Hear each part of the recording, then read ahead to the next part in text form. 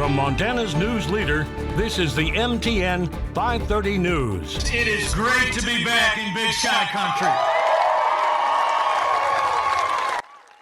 Vice President Mike Pence back in Montana, pitching Senator Steve Daines and other Republicans running for office. Good evening, everyone. Thanks for joining us on your Monday. I'm Jeanelle Slade. Well, from promoting Montana candidates and President Donald Trump to putting down Joe Biden and professing to defund Planned Parenthood, the vice president spoke to a crowd in Bozeman today.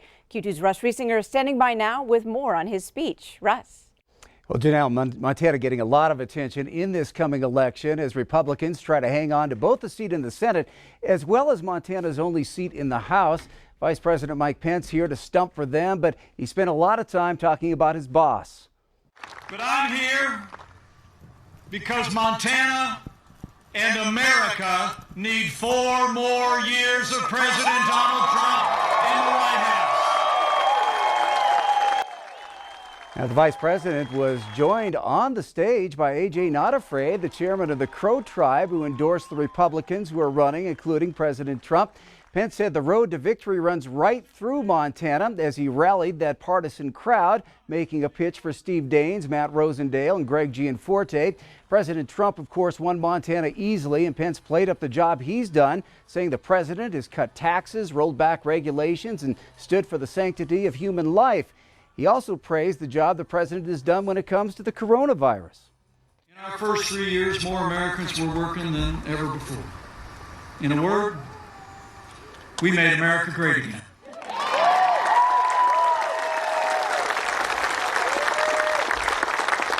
And then the coronavirus struck from China. But the people of Montana deserve to know that before the first documented case of community spread happened in the United States, President Trump took action that no other American president had ever taken when he suspended all travel from China.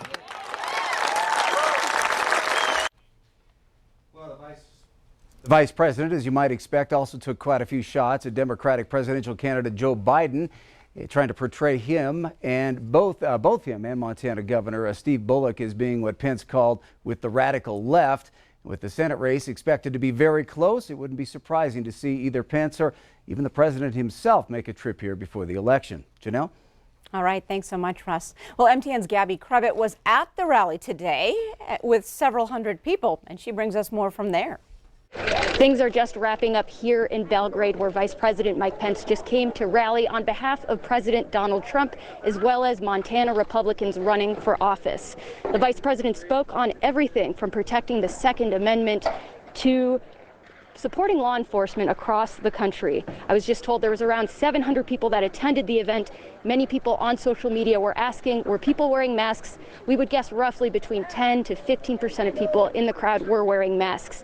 And later tonight, we will have the full story on the rally, including an exclusive interview with Mike Pence, the vice president. For now, reporting here in Bozeman, Gabby Crevitt, back to you.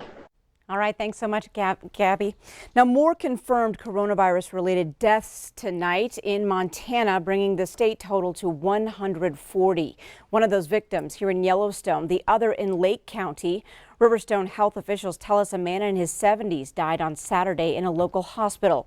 So far, COVID-19 is tied to 52 deaths across Yellowstone County and just over 2,000 active cases across the state tonight. And more confirmed coronavirus-related deaths in Wyoming. The Wyoming Department of Health says 3 Sheridan County residents have died and an Natrona County resident as well. There have now been 46 coronavirus-related deaths in Wyoming since the pandemic began. Well, even though wildfires across Montana are subsiding, the skies across the state are filled with smoke. Take a look. That smoke, even here in the Magic City, is due to the raging wildfires in California, Oregon, and Washington. Now, the flames there have created some of the worst air quality levels in Seattle, San Francisco, Los Angeles, and Portland, spreading unhealthy air conditions from Canada to Southern California.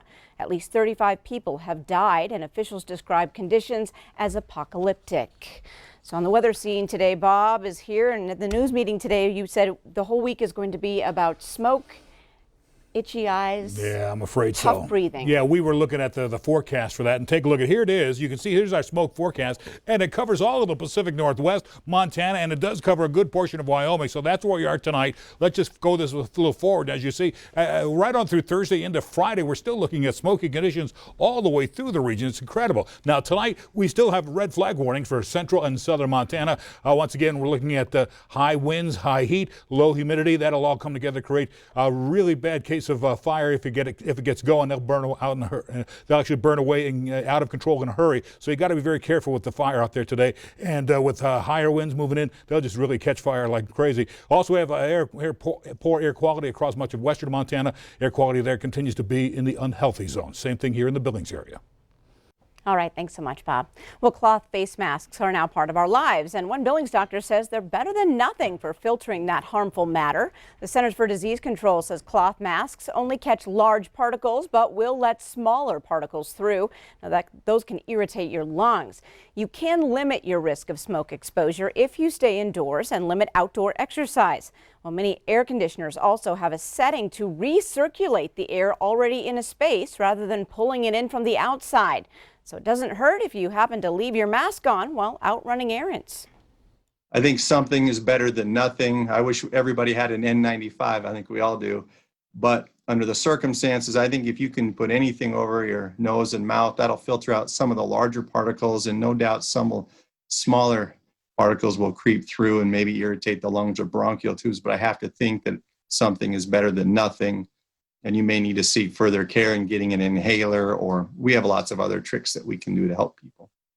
Now, Dr. Fuller also tells us COVID-19 and wildfire smoke inhalation have similar symptoms, sometimes making it tricky for doctors to sort out a patient's condition. Well, bail is set at $100,000 for a Colorado man, a former Carroll College student. He's accused of raping 2 women, possessing child pornography, and filming more than a dozen women using the bathroom without their knowledge. MTN's John Riley has more.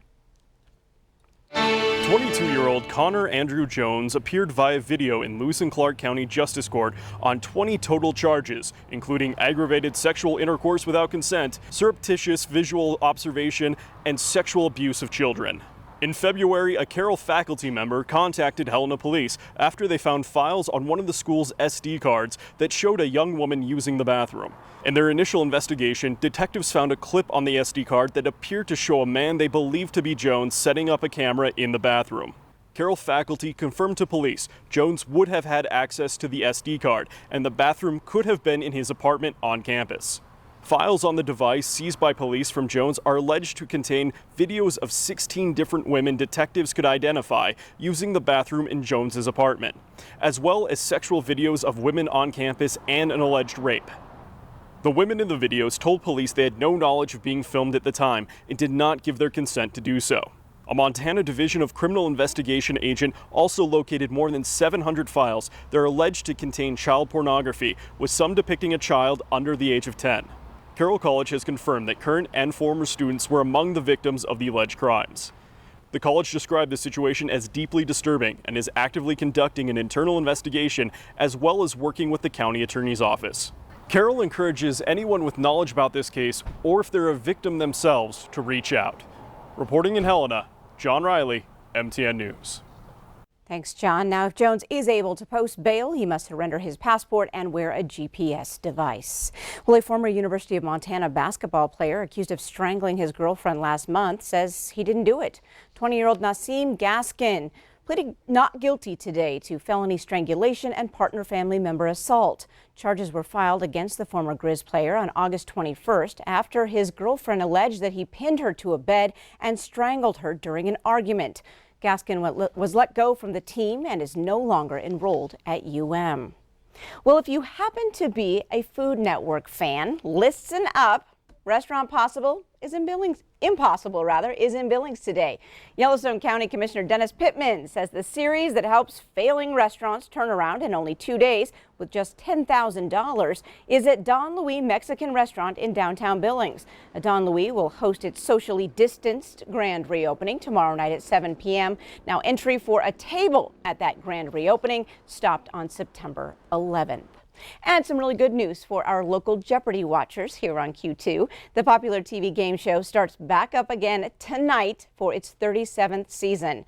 However, the coronavirus will make it look a little different. Contestants will have no audience in order to comply with social distancing rules, and there will also be much more space between contestants and host Alex Trebek, who has been battling cancer. Up next on tonight's Q2 530 News, the U.S. Census is now counting people in Montana's prisons and jails. Why this has some Native American activists concerned. And in sports, Billings Central plays its football home opener this week, but not on its home field. Scott tells us why and what the Rams plan to do.